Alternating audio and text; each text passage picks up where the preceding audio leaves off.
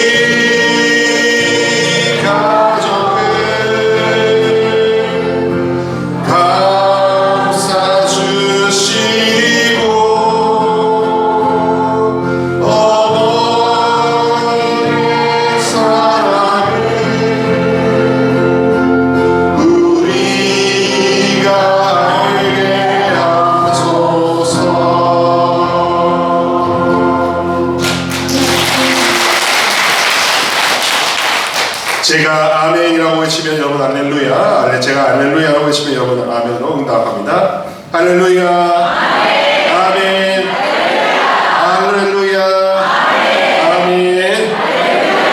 네, 아이고 우리 고령의 월막에 오신 신사숙녀 레이디 앤 젠틀맨 모든 우리 가족들을 환영합니다. 오늘 여러분들과 나눌 그 주제는 무엇이냐면 성모 마리아가 가는 가장 가벼운 길에 대해서 이야기하고 싶어서 강의를 준비했습니다. 우리 오전에 우리 최영준 수도명이 어떻게 된다고요? 베르나르디노가 6글자인데 한국 사람들은 경제성을 좋아하니까 줄여서 베르디. 참고로 베르디 신부님한테 불 지른 사람이 접니다. 우리 베르디 신부님을 묵상회로 인도한 사람이 바로 장본인 올시라. 그래서 지금 우리 작은 형제회 프란스코회, 서울 정동에 있는 프란스코회에 속한 우리 젊은 수산 신부님들을 제가 아주 포기하지 않고 계속 가자고 조르고 있는 사람입니다. 왜 그런가? 길이 안 보여서 그래요. 앞이 너무 캄캄해서 그래요. 그리고 더 심각한 문제는 이 앞이 캄캄하고 길이 없다는 것을 성직자 수도자들이 알까요? 모를까요? 모르면 얼마나 모를까요? 한 번도 자기 죄를 인식해보지 못한 것처럼 내가 문제가 뭐가 있어? 라는 생각 속에 사로잡혀 있을까요? 안 사로잡혀 있을까요? 자기가 다 거룩하다고 착각하고 있을까요? 안 착각하고 있을까요? 얼마만큼 착각하고 있을까요? 한 번도 그런 적이 없을 만큼. 그만큼 이 옷이 주는 무게에 자기 자신의 깜냥을 착각하고 있습니다. 다시 말하면 얼만큼 내가 약하고 아픈 데 많은지에 대한 직시 직면을 좀처럼 하지 않습니다.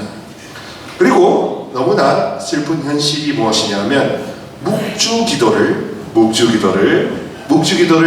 귀하게 볼까요? 가볍게 볼까요?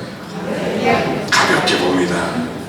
좀 충격적인 이야기는 묵주 기도는 백단은 평신도들만 한테 올리고 본인은 백단까지 바칠 필요 없다라는 이야기를 듣고 제 이 귀지를 팔 정도로 의심스러웠습니다. 아우구스티노 성인은 그렇게 이야기합니다. 가장 강한 교만이 무엇이냐라고 제자가 물었을 때 이렇게 대답했답니다. 저는 지극히 겸손한 사람입니다. 라고 대답하는 사람이 제일 교만하다 라고 하는 겁니다. 내가 문제가 없다? 자기가 어떤 건지를 모르는 겁니다. 자기 자신이 얼마나 많은 것에 감싸여져 있는지를 모르는 셈이죠. 그리고 아까 이제 추어탕을 먹는데 뒤에서 아주 200단 복음에 대해서 막 이야기를 하고 있던데요. 200단 복음의 1번 바로타가 저희 올 시간. 저희 체험을 살짝 나눠드리면 이렇습니다. 하루에 200단은 겁니다. 그래서 저는 아침 먹고 아무거 없을 때 아침 10시부터 시작해서 중간에 이제 점심 먹으러 내려가고 이렇게 화장실도 가고 할 거 해서 거의 아침 10시에 시작해서 8시, 20시에 끝날 정도로 한 10시간, 12시간을 이렇게 분절해서 하는 겁니다. 20단씩 분절해서 10번을 하고 20단씩 하면 헷갈리면 20단 목줄 한 바퀴 돌린 다음에 발정자를 이렇게 포스트잇에다가 표시해가지고 그래서 중요한 건 일단은 성공 체험이 중요하기 때문에 일단은 성공했다는 디폴트 기본값이 중요하기 때문에 왜냐면 거꾸로 말하면 우리가 뭔가 성공 체험이 없이 실패와 낙심 체험이 많으니까 그래서 회의가 더 많지 낙관이 더 심한 게 아니거든요. 그래서 내가 해봤자 그건 아니다 라고 깎아내리는 건 한국 사람들이 잘하는데 깎아내리는 건 아들, 손자, 며느리 모든 수도자, 성직자, 주교님들이 깎아내리는 건 너무 잘하시는데 이렇게 부추겨주고 토닥토닥 해주는 거는 왜 이리 인색한지. 그래서 일부러 200단이라는 높은 단수를 한번 내가 이뤘다라는 것이 나에게 주는 희망의 문을 열게 하는 겁니다. 그러므로 하루를 날을 잡아서 하루 아침 식사부터 저녁까지 주무시기 전까지 24시 0시에서 24시 상간에 주무시건 주무시고 뭐 하셔서 200단을 해보시는 거 추천해 드리는 겁니다. 그러면은 누워서 해요, 앉아서 해요, 그런 어떻게라는 질문이 소용이 없는 겁니다. 길을 가면서 해야 돼요, 앉아서 해요, 다 소용이 없는 겁니다. 왜? 목적은 뭐냐? 200단을 해보았다는 깃발 꽂음부터 시작하는 거니까. 그만큼 우리의 인식이 너무 안 된다는 거에 고정관념으로 묶여 있으니까. 사람이요, 안 된다라는 부정의식에 묶여 있는 것은 왜 그래? 반대로 말하면 너무 단순하지만 된다는, 그냥 하면 된다는 체험을 해봤다 안 해봤다? 그냥 하면 된다라는 체험을 해봤다 안 해봤다? 그러므로 일부러 세팅을 이렇게 해서 그냥 200단 목줄을 하면 되는구나, 하면 되는구나, just do it, 하면 되는구나 라는 체험값을 얻기 위해서 그냥 시도하는 겁니다. 거기에 뭐 누워서 하든 뭐 잠시 쉬었다 하든 어떤 방법이 옳다는 건 없습니다. 그래서 그거를 해보면요, 이제 한 번 됐고, 그 한 번 된 거를 이제 곱하기 10을 해서 10번을 이렇게 채우는 겁니다. 연속으로 10일 할 수 없을 수 있죠. 그래서 저는 띄엄띄엄 했었습니다. 띄엄띄엄 했었을 때 한 5번째 6회차가 되고, 또 묵주기도를 매일 200단씩 할 수는 없으니까 그냥 나름대로 조금씩 저 자신의 상처 치유를 위해서 기도하는데 그런 그 성찰이 떠올랐습니다. 너무 생뚱맞은데요. 양치질을 하려고 화장실 불을 켰는데 스쳐 지나가는 생각이 무엇이냐면 저희 할머니에 대한 안 좋은 추억이었습니다. 저희 친할머니는 우울증을 심하게 앓으셨다가 돌아가셨고, 어머니, 친어머니한테 여쭤보니 우리 집 외가, 그러니까 할머니 쪽의 외가에 그 당시 옛날 어린 시절에 고무신 남겨두고 뛰어든 영혼들이 많았다고 하더라고요. 그래서 아닌 게 아니라 나도 그런 영향을 안 받았다면 이 집 자식이 아니지 라는 생각이 들면서 우리 할머니와 저와의 그런 어떤 미웠던 감정들, 또 할머니가 싫었던 것들, 왜 싫었던가에 대해서 좀 더 깊이 묵주기도 하면서 더욱더 깊은 내면 탐구로 가서 할머니를 의지적으로 용서하는 그런 할머니를 떠나보내는 그런 거를 묵주기도를 이제 1000단, 뭐 5200단 이렇게 넘어가면서 하더라고요.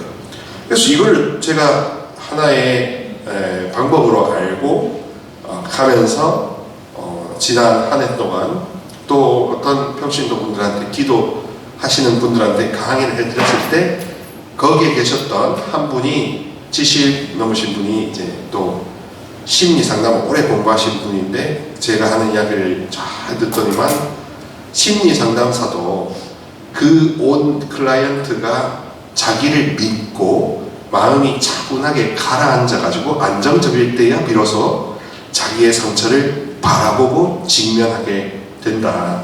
그런데 심리 상담과 같은 효과로 이런 묵주기도나 이런 단순 반복 기도를 통해서 자기가 의식이 이렇게 잠재의식 이렇게 해가지고 무의식으로 가까이 다가갈수록 자기의 상처를 바라볼 확률이 높아진다. 높아지고 바라볼 확률이 높아질수록 치유될 확률도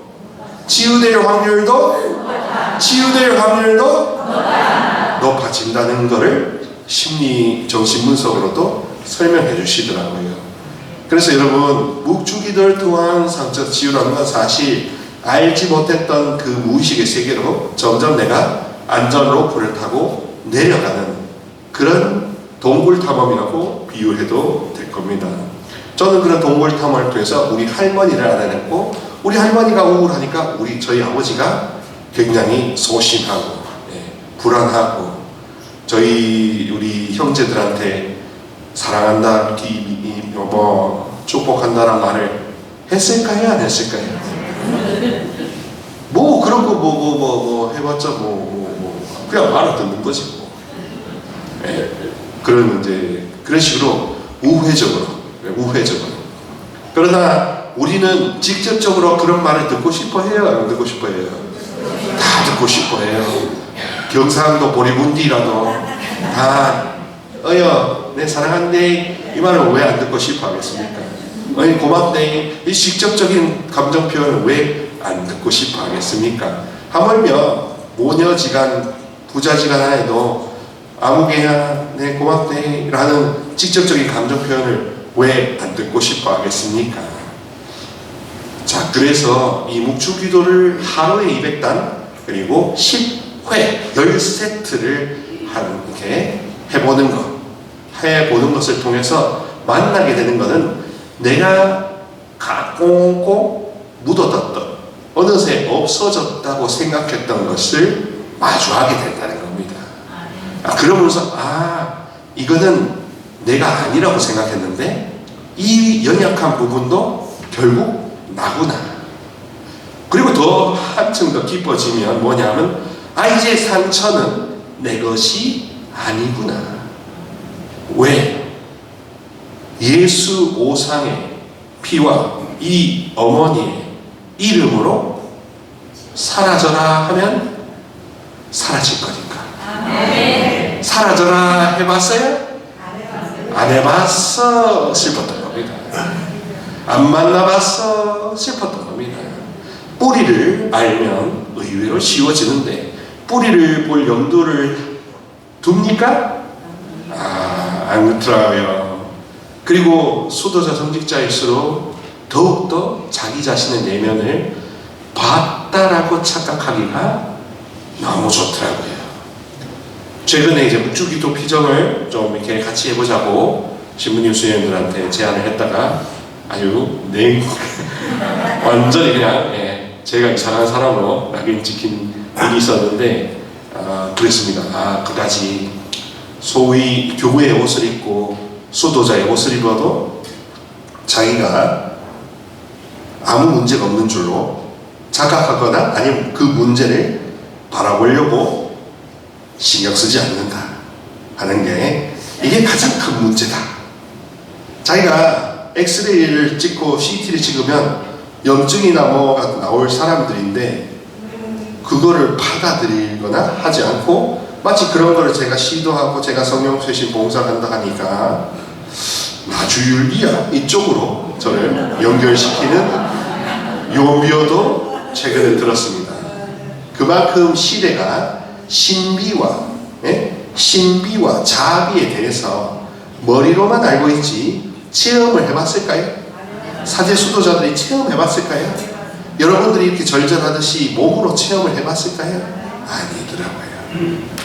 그나마 감사한 건 성직자 수도자 묵상회 우리 김준현 신부님도 같이 오셔서 보면은 거기에 그래도 신부님 수녀님들이 갸우뚱 하면서 한두 명씩 오다가 나중에는 고개를 끄덕거리면서 내년에 또 올게요 하고 가는 걸 보면 그나마 여기가 마지막 오아시스이구나 하는 생각을 하게 됩니다.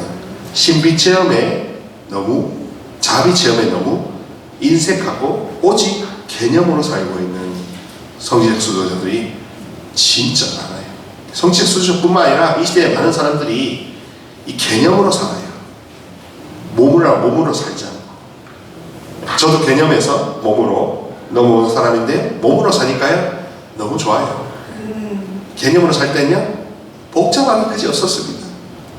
이 개념이 진짜인가 아닌가를 또 개념으로 해결하려고 했었어요. 영의 식별이 무엇인가 책을 찾아봐요. 근데 영의 개념, 영의 식별 이런 것들을 이제 머리가 아닌 몸으로 살아보니까 간단합니다. 엄마에게서 오지 않은 것은 사라져라. 성모님이 주지 않으신 건 다 사라져라. 어머니와 가깝지 않은 것은 다 사라져라. 너무 단순해진 거예요. 자, 이것을 통해서 우리 마리아를 따라가는 길은 가벼운 길입니다. 마리아를 따라, 자, 다시 볼까요? 마리아를 따르면 세상 가볍다. 마리아의 길을 따르면 세상 놀랍다. 마리아의 길을 따르면 세상이 아름답다. 그렇습니다. 그리고 성모님이 원하는 건 우리 베드 신부님도 그렇고 저도 공감하는 거지만 묵주기도를 통해서 할 수 있는 것은 확실한 정화예요. 그리고 정화한 다음에 과거의 상처나 과거의 아픔이 떠오를까요? 안 떠오를까요?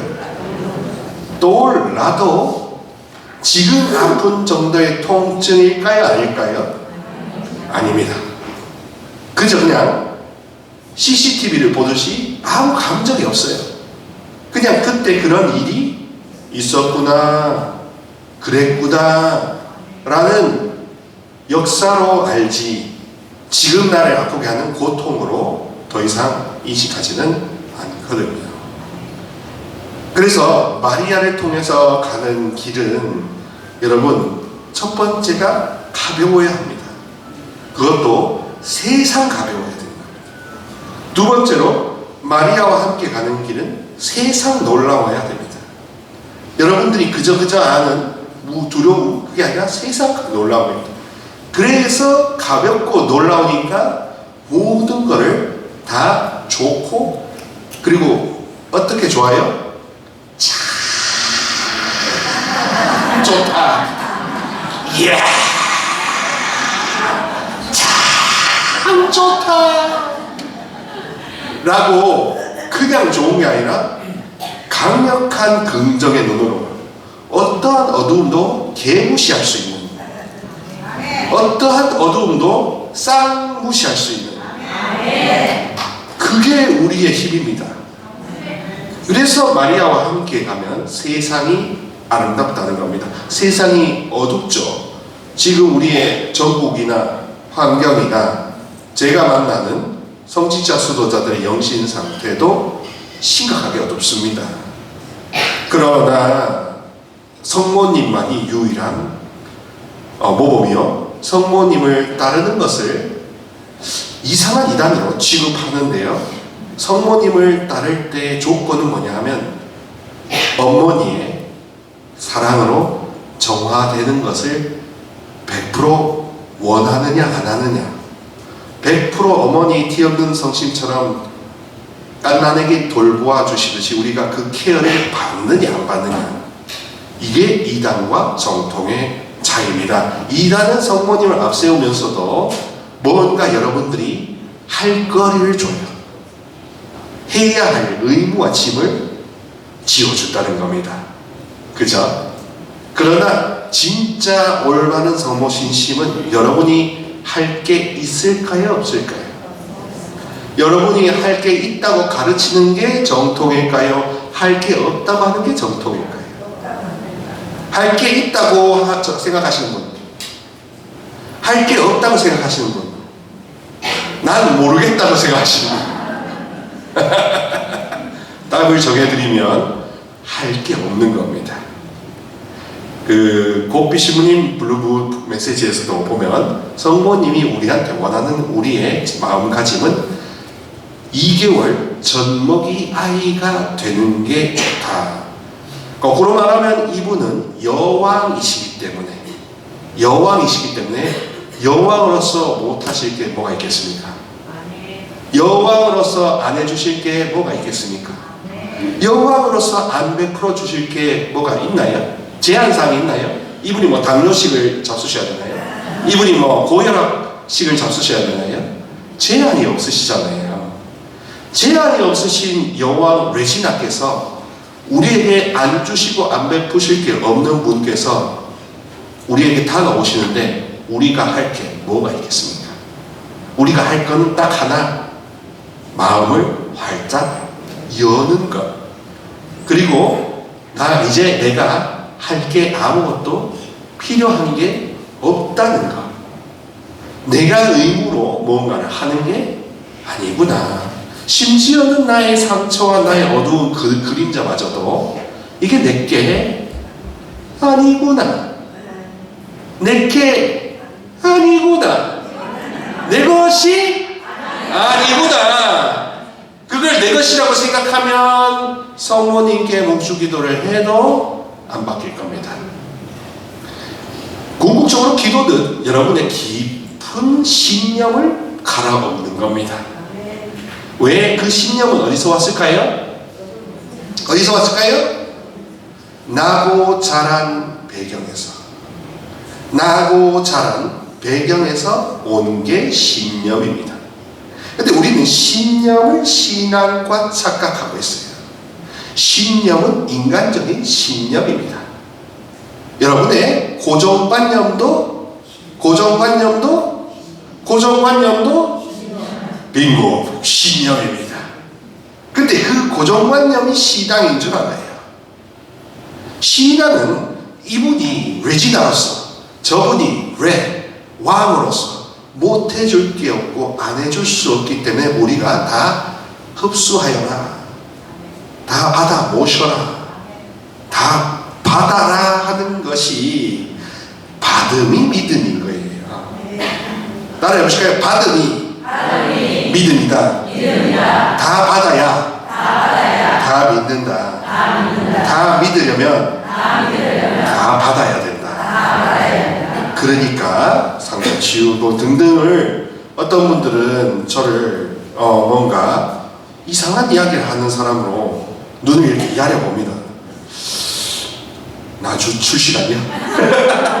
이상한 신천지 개파 사람 아니야? 이런 식으로 하는데 그거는 그들의 고정관념 신념이고 마치 신앙이 뭔가 희생과 보속을 단식을 뭔가 하지 않으면 올바른 신심과 수도자가 아니라고 생각할 수가 있다는 거죠. 그런데 그거에 한 풀 더 나갔을 때, 한 스텝 더 나갔을 때 이분의 여왕권과 저분의 왕권을 적극적으로 인정할 때, 적극적으로 수용할 때 내가 할 게 뭐가 있겠습니까? 나는 그저 편히 쉬면 그만입니다. 시몬 베유라는 분이 철학자인데요, 이렇게 말했습니다. 공기가 태양 앞에서 할 수 있는 가장 좋은 일은 투명해지는 것이고, 인간이 성령 앞에서 할 수 있는 가장 좋은 일은 가난해지는 것이다. 여러분, 가난해진다는 건 다 받는다는 뜻이 됩니다. 여러분, 다 받으려면 가난해지셔야 된다는 겁니다. 다 받으려면 상처 치유해야 한다는 겁니다. 여러분이 스스로의 사랑을 가장 더, 하느님 사랑을 더 머금으려면 내 사랑의 안에, 내 마음 안에 있는 이 가시 같은 것들이 뽑히지 않고서는 사랑이 충만해질 수가 없어요. 이거는 제가 신념이 아니라 신앙으로, 또 이 신앙을 전해서 묵주기도를 많이 했던 저의 체험자 수도자들 통해서도 확실히 증명이 되었습니다. 제가 권해서 100단 혹은 200단 하신 수녀님들, 묵상에 다녀오신 수녀님들, 제 조언이었던 분들도 확실히 다르다 그래요.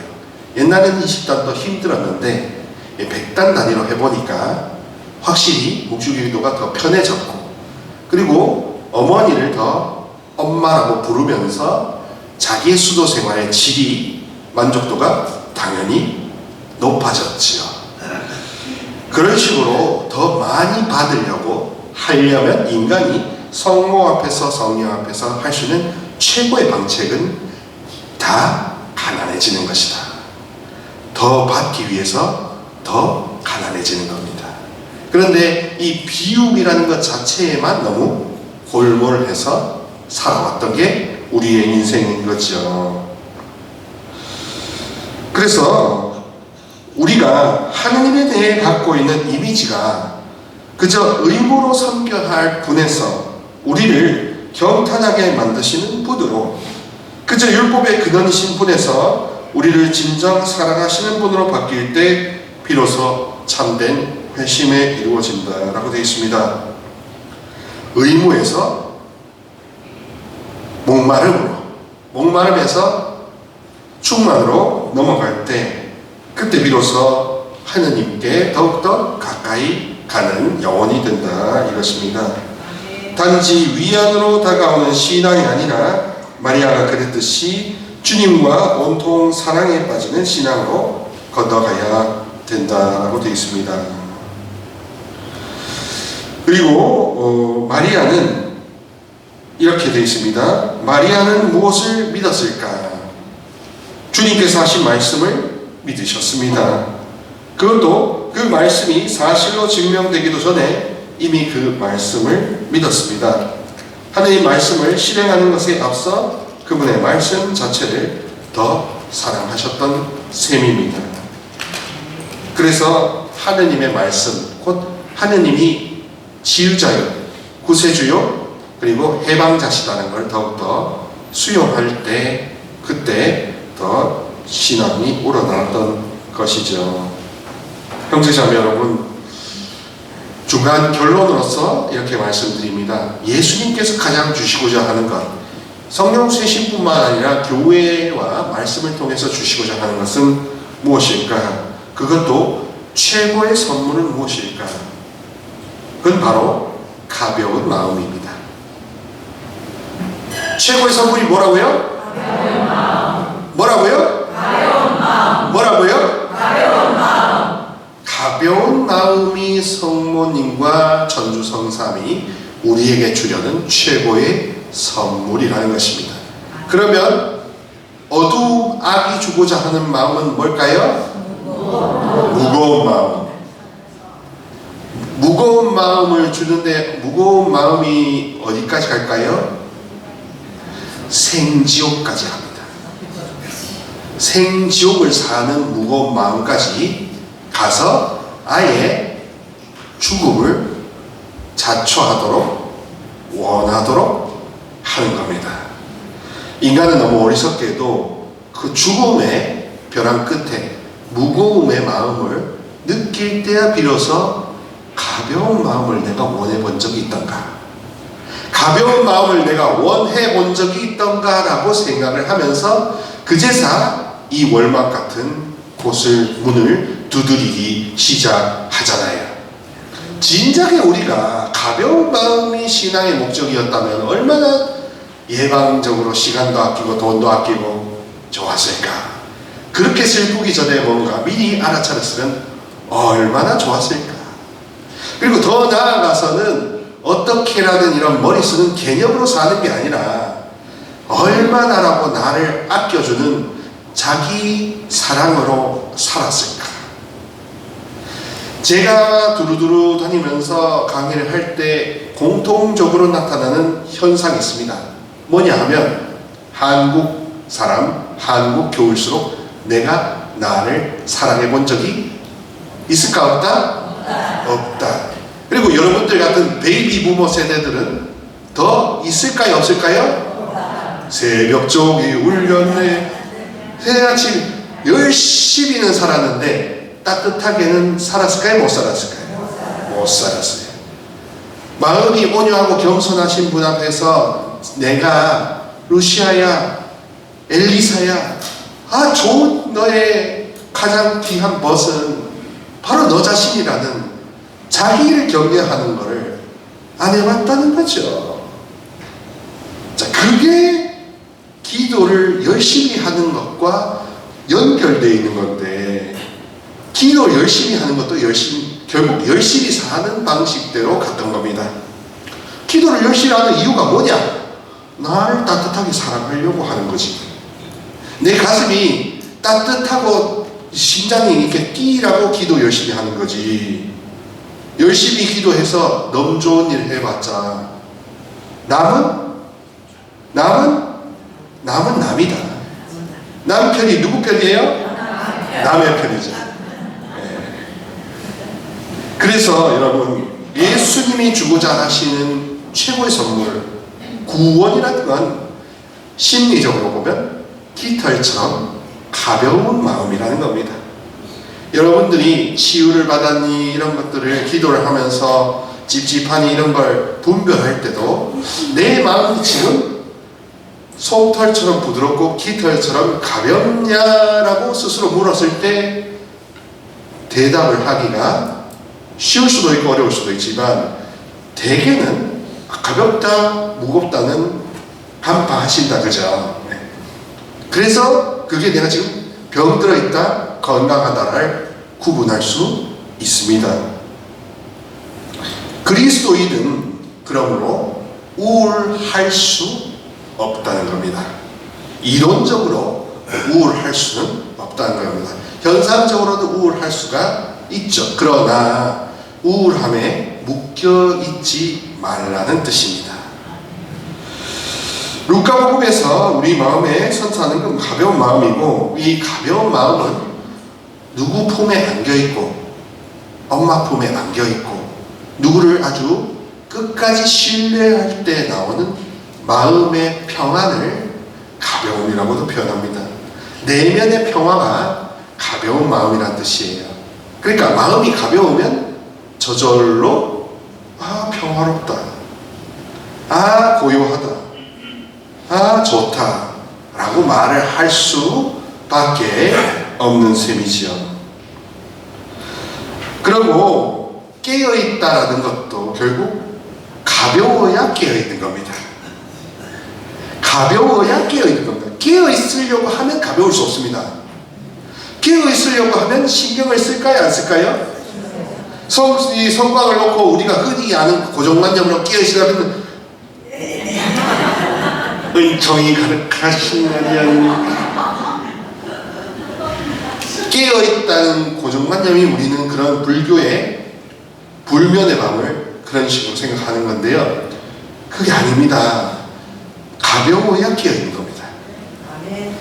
따라해보실까요? 가벼워져야 깨어있다. 가벼워져야 깨어있다. 마음이 가벼워야 깨달은 마음이다. 그렇습니다, 여러분. 마음이 가볍다는 것 또한 하느님의 것이 더 쉽게 들어올까요? 들어오기 어려울까요? 무거운 마음에는 하느님께 들어올 수 있을까요? 없을까요? 네. 신기하게도 우리의 결단에 따라서 성령과 성부와 성자, 성모님께서 순종하신다는 겁니다.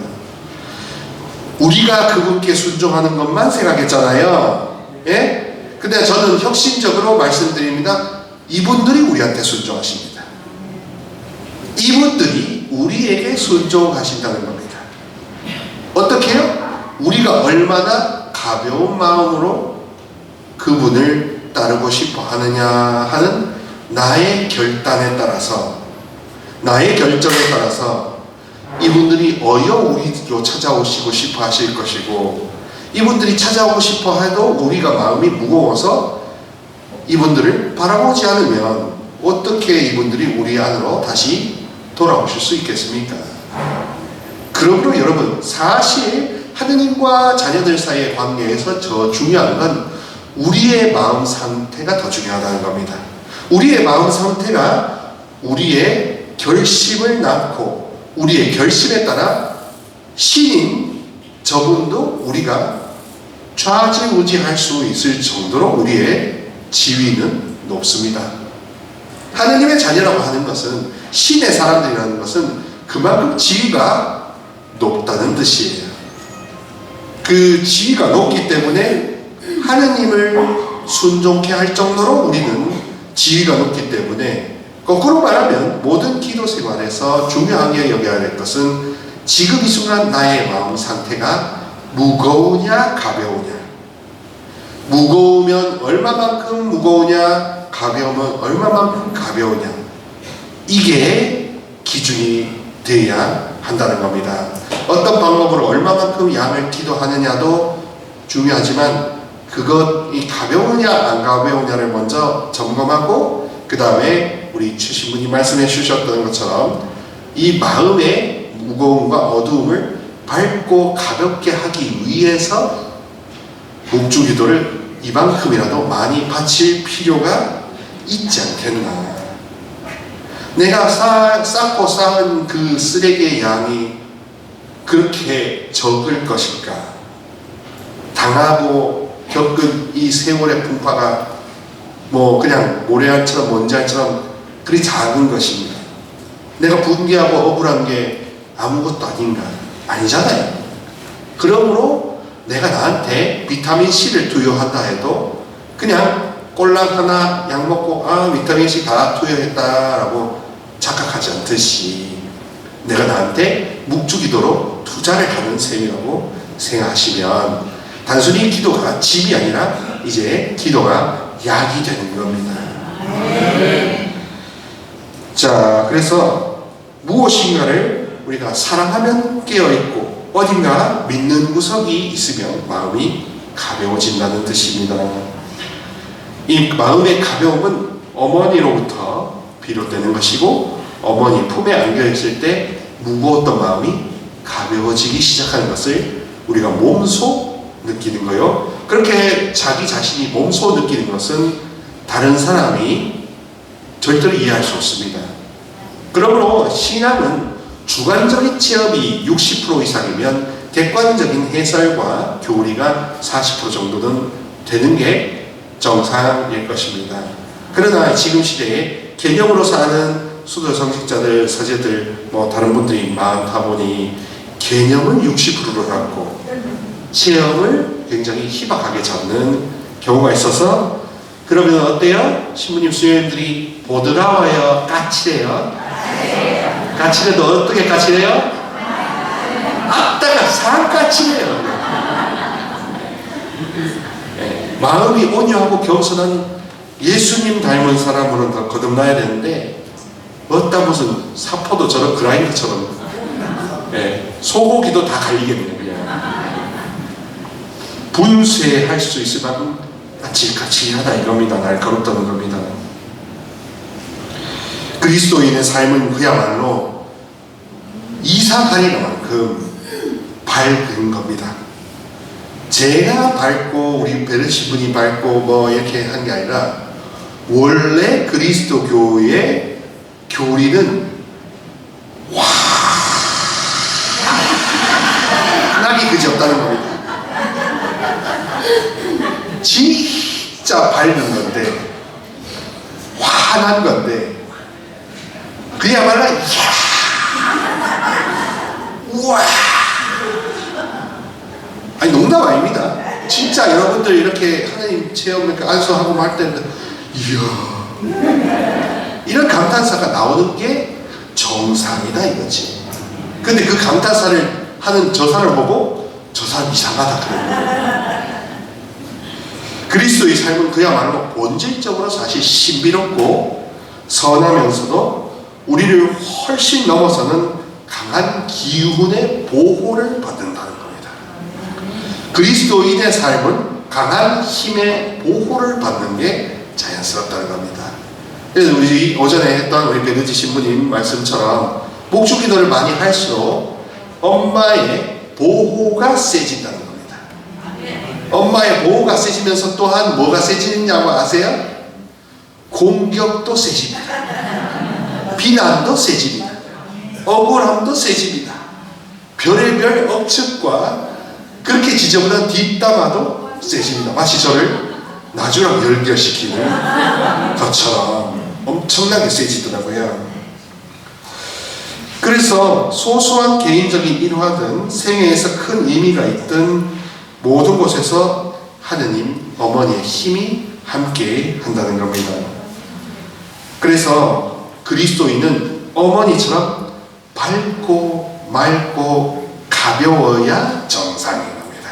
아멘. 그리고 어머니부터가 원죄 없으신 어머니부터가 상처에서 면제되셨기 때문에 상처받는 것에서 면제되셨기 때문에 이분이 관심을 두는 것은 뭐냐? 상처받는 자녀들이라는 겁니다. 상처받는 자녀들을 이분은 제일 관심사 있게 보세요. 오죽하면 성모 병원 아닙니까? 성모 가정의학과 아닙니까? 성모 내과 아닙니까?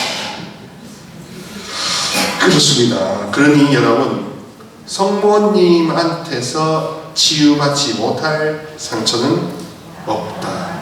그런데 치유받아 본 경험이 있는 사람이 없다. 성모님은 치유해주지 않으실 게 없는데 성모님으로부터 묵주기도라는 매개를 통해서 치유받아 본 영혼이 없거나 적다. 적다가 뭐 적당할 것 같은데요, 거의 없다고 봐도 됩니다. 네. 게다가 묵주기도 자체를 굉장히 20단만 넘어가도 그만 이상한 쪽으로 쳐다보죠. 그렇게 됩니다. 그만큼 상급이 있다는 것을 모르더라고요. 100단의 상급, 200단의 상급, 주어지는 은혜의 값이 분명 다릅니다. 그렇다고 뭐 경쟁하시라는 게 아니라 그만큼 다른 게 신비적으로 정해져 있다는 것을 알려드립니다. 저도 경험해봤듯이. 천사는 이제 성모님한테 이렇게 이야기합니다. 은총이 가득하니여 라고 하는데요, 이 은총의 충만함이라는 이 그리스어를 선포하면서 이렇게 말합니다. 하느님이 인간을 굽어보시어 은총을 베푸시고 삶을 충만하게 하셨음을 나타내는 겁니다. 그러니까 하느님이 채워주셨다는 것을 선포하는 겁니다. 똑같이 여기서도 믿음은 다 받음이라고, 수용이라고 이야기하는 거죠. 케카리토메라는 그 단어인데요, 이걸 직역하면 영원히 사랑받는, 다정하고 자유롭게 사랑받는 이라는 뜻입니다. 그러니까 은총이 가득하니여 하는 것은 우리 미사 때 이야기하는 하느님으로부터 영원히 사랑받는 복되신 동정 마리아라는 게 은총이 가득하다는 뜻입니다. 성모님과 가까워지실수록, 성모님과 연결될수록 그 영원한 사랑을 받는 게 우리 가정, 나 자신에까지 왜 연결이 안 되겠습니까? 묵주기도만큼 튼튼하게 연결시켜 줄 수 있는 단순한 기도가 없다는 뜻입니다. 그래서 여러분, 은총은 은총일 뿐 어떤 자격이 있어서 받는 것도 아니고 우리가 어떤 욕심을 낸다고 얻을 수 있는 것도 아닙니다. 그래서 성모님을 통해서 우리가 알게 되는 복음이란 건 가벼움입니다. 가벼워야 복음입니다. 가벼워야 기쁜 소식입니다. 모든 영혼 육신이 온전히 깃털처럼 가벼워져야 그게 치유요, 그게 복음이다 뜻입니다. 그래서 이것을 마리아의 복음이라고 하고요, 복음에서 말하는 기쁨의 비결은 우리가 어떤 자격이 있어서 하느님께 사랑받는 것이 아니다는 것을 받아들이는 것, 그리고 우리는 하느님께 사랑을 받도록 우리가 하느님을 부려먹어야 된다는 것. 우리가 하느님이 너무 엄하신 분, 심판자라고 생각하였다면 하느님을 부려먹는다는 표현이 경거망동하로 느껴질 수 있지만 실상은요, 아무도 하느님을 부려먹지 않고 있습니다. 하느님께 솔직하게 저 이러니까 이거 좀 도와주세요, 살려주세요, 고쳐주세요, 잘못했습니다 라는 아이처럼 고백하지 않는 겁니다. 우리의 고정관념, 신념으로 그분을 대하고 있는 겁니다. 고정관념은 무거워요, 가벼워요? 얼마나 무거워요? 돌띠처럼 무겁습니다. 고인돌처럼 무거워요. 족처럼 사라지지 않아요. 그러나 이 고정관념이 깨지는 순간이 언제냐? 신을 모셨을 때, 성령을 체험했을 때 고정관념은 가루가 되어버립니다. 아, 내가 알던 하느님이 기다 아니다? 아니다. 내가 믿었던 하느님이 기다 아니다? 아니다. 라는 극과 극을 체험함으로써 우리는 하느님에 대한 이미지가 관이 바뀌어버린다 이겁니다. 그러면은 이렇게 이야기합니다. 성모님도 처음에는 어떠한 신념으로 살으셨냐? 당연히 이스라엘 중동 여인의 신념으로 살았습니다. 내외가 심하고요. 어떤 혼례를 지키지 않았으면 함부로 잠자리를 들 수 없었을 것인데 마리아에게 다소 당황한 그런 소식이, 당황스러운 소식이 왔다는 겁니다. 그런데 마리아는 여기서 무조건 네 하지 않았습니다. 마리아는 질문을 던졌다는 겁니다. 형제자매 여러분, 우리가 어느 순간부터 윗사람이건 상황에 대해서 질문을 했을까요? 질문 안 합니다. 질문을 하지 않아서 상처가 많은 겁니다. 질문을 하지 않아서 반론권을 빼앗겼습니다. 반론권. 언론도 그렇고 우리도 반론권이 다 있는데 반론권을 무참히 빼앗겼습니다.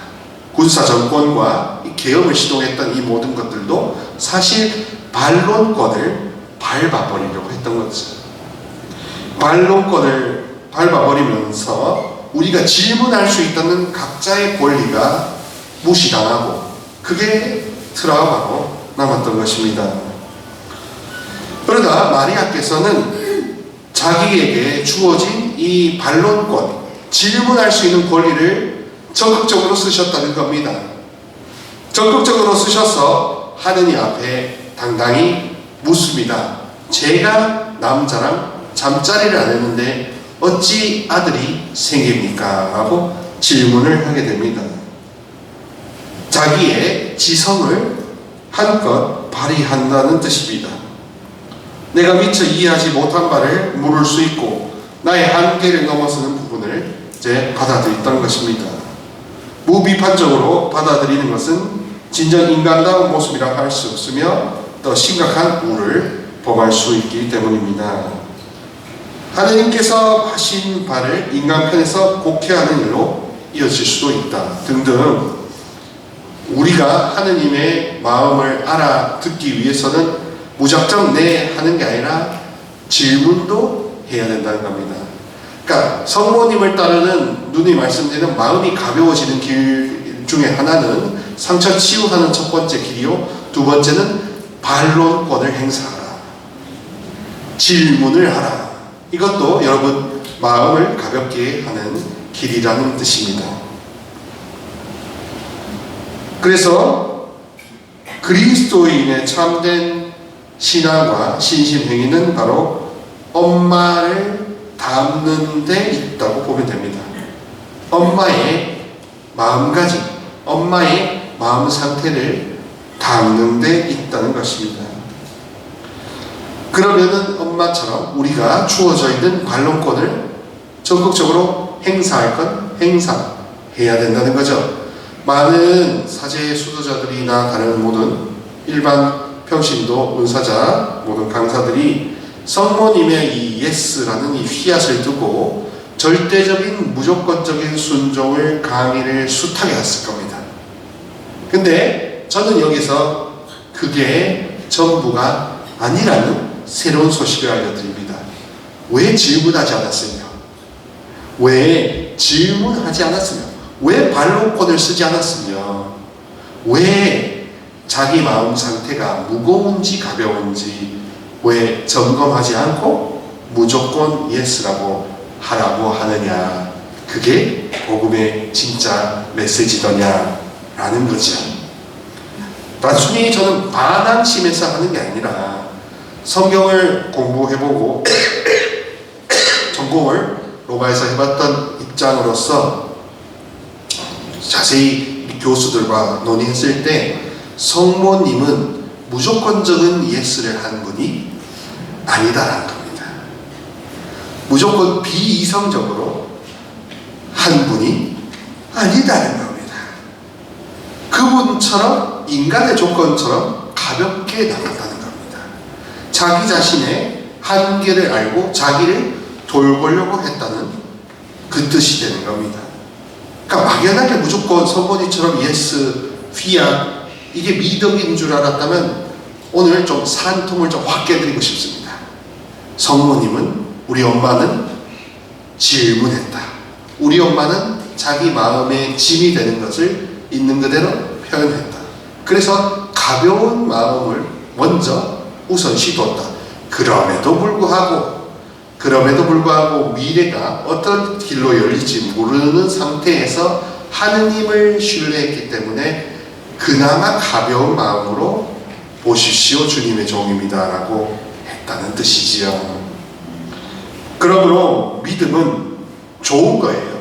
믿는다는 건 왜냐? 사랑받는 거니까, 힘을 받는 거니까, 능력을 빌려 주시니까. 사람이든 하느님이든 누군가를 신뢰한다는 뜻이기 때문에 희망이 생기는 셈입니다. 믿는다는 것은 신뢰에서 비롯된 기쁨을 가져다 주는 것이고, 믿는다는 건 무거움에서 가벼움으로 마음의 노선을 바꾸는 행위가 됩니다. 믿으면 삶이 아름다워지고요. 살아가는 것, 사랑하는 것, 친구를 얻는 것, 탐구하는 것, 일하는 것과 가족을 갖는 것들 모든 게 아름다워지는 겁니다. 다시 한번 제가 말씀드리려면 마리아를 따르는 길은 다 가벼워져야 되고, 마리아를 따르면 다 놀라움이 되어야 되고, 마리아를 따르면 다 아름다움이 되어야 한다는 것처럼 미치지 않고서는 도무지 닿을 수 없는 이 이야기가 정상이라는 겁니다. 아멘. 다른 사람들은 이 강의를 제가 하면서 그건 미친 사람들이나 하는 거지, 미쳐야 그 경지에 오르지라고 하죠. 근데 여러분, 그게 정상이라는 거예요. 그게 정상이에요. 이게 정상이고, 미쳤다고 생각하는 의심이 비정상인데, 지금은 거꾸로 의심을 품는 게 정상이고, 의심을 품는 게 정상이고, 이 강의와 이때까지 들었던 100% 밝고 맑고 가벼워지는 게 이상한 거가 되는, 이 믿음이 없는 세대가 지금이 아닙니까? 언제 우리가 밝아져 봤습니까? 언제 우리가 맑아져 봤습니까? 언제 우리가 아름답게 세상과 자기 자신을 바라봤습니까? 그거를 정하고 치유하려고 이 특별한 시간을 드리는데, 돌아가셨어도 미친 게이들, 그게 뭐 가능하겠어? 라고 생각하신다면 괜히 오신 겁니다. 저희들도 괜히 온 거고요. 그렇습니다. 신앙은 낭만과 환상을 이야기해 주는 게 아니라, 낭만과 환상 같은 꿈 같은 이야기가 현실로 실현되게 해주는 겁니다. 그러므로 교회 안에서 복음을 선포한다는 것은 그저 틀에 박힌 형식이 우선하고, 어떤 행정가들, 규칙만을 강조하는 리더들, 다른 사람의 마음에 대해서는 깜깜한 사람들이 얼마나 많은지를 절실하게 보는 겁니다. 진짜요, 여러분. 마치 저나 우리 성령 가족들이 굉장히 희소하고 미친 사람들로 오해받는 시대입니다. 저 같은 경우는 더더욱 미친 사람으로, 이상한 사제로 오해받기 좋습니다. 나주 윤리학랑 연관된다고 할 정도로 이상하게 코너에 몰려봤으니까요. 그런 정도로 뭔가 엄마와 함께 가볍고 기쁘고 놀랍고 아름답게 간다는 이 이데아가, 이 아이디어가 마치 이상한 신심으로 오해받고 있는 셈입니다.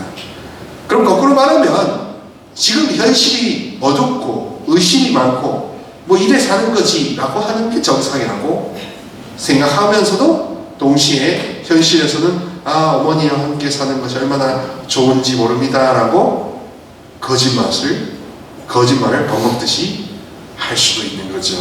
우리가 우리의 모든 것을 다 외면하고 사는 겁니다. 우리 현실을 다 외면하고 사는 겁니다. 무거운 거를 드러내지도 않습니다. 아침에 말씀을 해주셨다시피 죄책감부터 가지니까, 똑바로 직시하기 직전에 어두움이 죄책감부터 주니까 벌써 퓨즈가 나가서 뭐가 뭐야지 모르는 겁니다. 그래서 이렇게 말씀을 듣고 부르짖고 안수를 받고 하셔도 왜 안 바뀌나?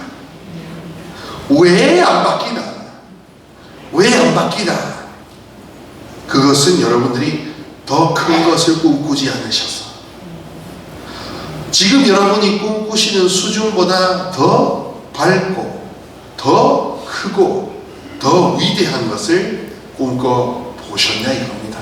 그것도 한없는 긍정으로 보셨냐 이겁니다. 꿈을 꿨습니까? 안 꿨습니까? 안 꿨어요. 빛을 더 받기를 원했습니까? 안 원했습니까? 소수는 원하시죠. 근데 대부분은 확신들이 없으세요. 그러므로 이 기회는 내가 알지 못하는 세계와 연결되는 겁니다. 그것도 내가 알지 못하는 세계를 누구의 도움으로? 엄마의 도움으로. 왜냐하면 다른 이상한 잡다한 어두움이 틈탈 수 있기 때문에 엄마 품에 안겨서 가볍고 맑고 비워가면서 살아가는 거죠. 온유한 사람은 행복하고, 반면 경직된 사람은 굉장히 행복하지 않습니다. 세상이 온통 자기 마음에 들지 않아요. 예수님은 엄격하셨지만 경직된 부분은 아니셨고, 경직된 것은 당연히 부러지고 흐트러지기 때문입니다. 그렇게 제가 지금 두서없이 왔다 갔다 하게 되었는데, 반복적으로 드리는 핵심적인 메시지는 그것입니다. 신앙은 원래 가벼움을 주려고 왔다. 그리고 엄마를 따라 가는 길은 가벼움과 아름다움을 향해 가는 길이요, 놀라움을 향해 가는 길이다 이겁니다.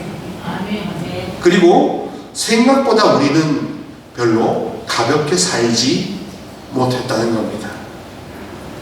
깃털처럼, 양털처럼, 솜털처럼 부드럽고 가볍고 맑게 살아봤으면 지금 제 앞에 있는 여러분들의 얼굴에 때깔이 달라야 되는데, 여러분들의 낯빛이 지금 죄송한 표현이지만 바깥의 구름 같은 분들도 계시죠.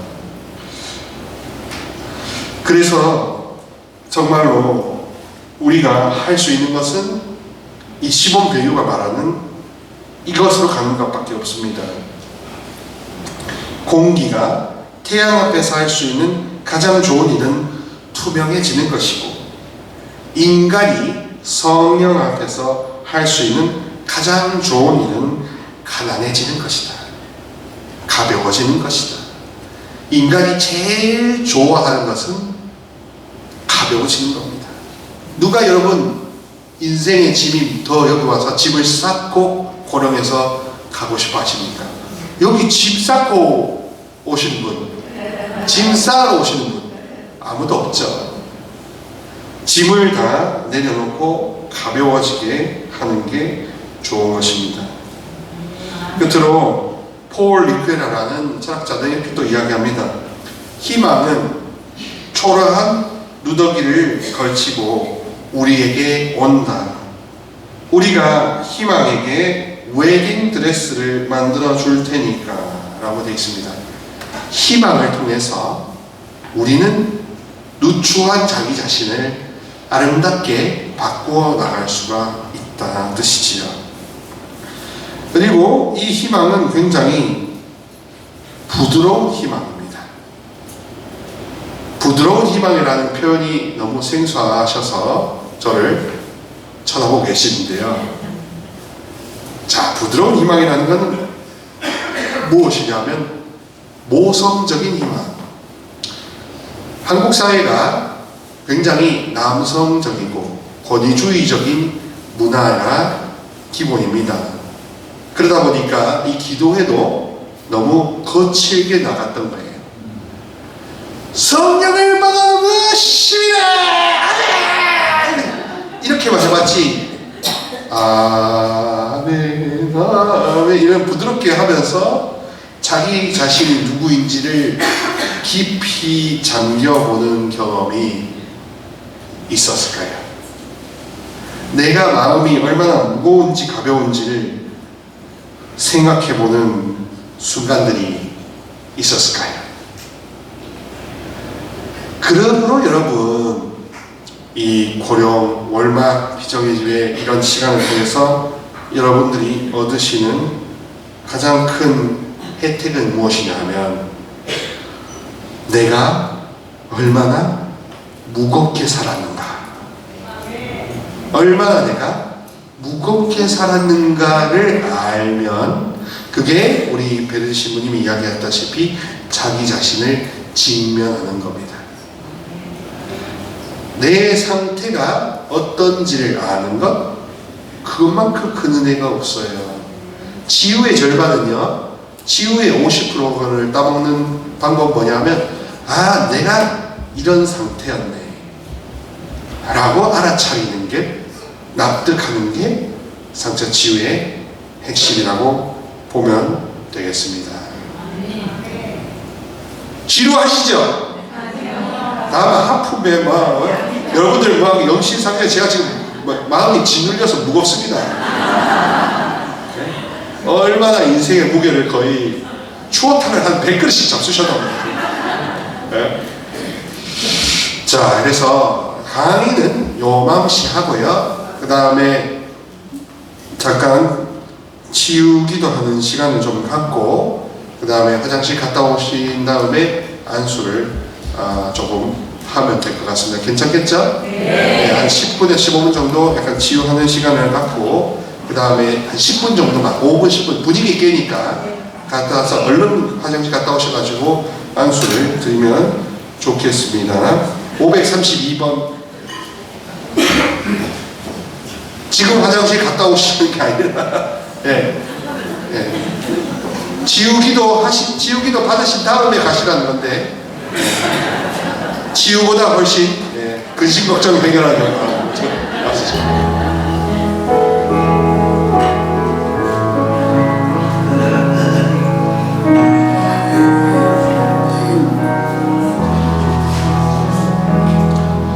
나를 들이오니 받아주소서.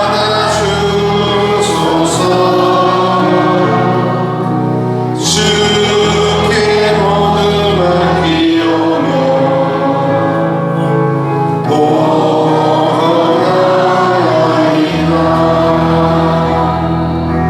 나의 소망 믿으시는